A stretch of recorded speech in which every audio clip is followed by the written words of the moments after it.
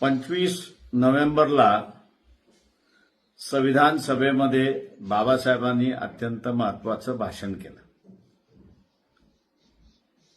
हे अत्यंत देशाच्या आणि मानवतेच्या उपयोगाचं आहे।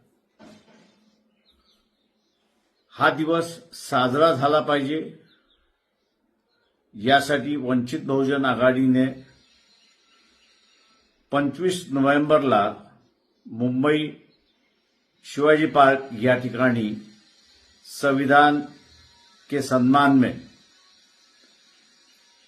जाहीर सभा आयोजित केलेली आहे।